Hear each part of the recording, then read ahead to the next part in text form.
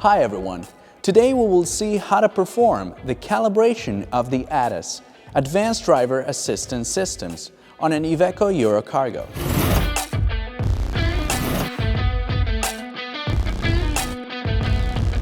One of the functions mainly requested by workshops is the calibration of the Advanced Driver Assistance Systems, ADAS, installed by law on all the recently manufactured vehicles, that can be performed using advanced diagnostic tools. For the calibration of the new Eurocargo by Iveco, we will use TXT Multi-Hub and AXO Nemo.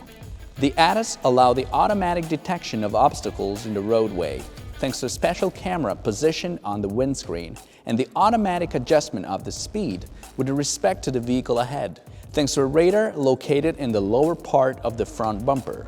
After replacing the windscreen or any type of work on the body that affects the bumper, the radar or camera must be recalibrated, and this is signaled by the activation of the related warning light. To proceed, we must connect the TXT Multi-Hub vehicle interface to the OBD socket and, using AXO Nemo 2, select the vehicle and access diagnosis.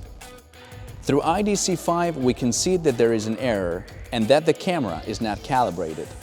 In this case, Iveco requires a dynamic type calibration that needs a test drive with the indication to meet some requirements such as minimum speed and duration of the test.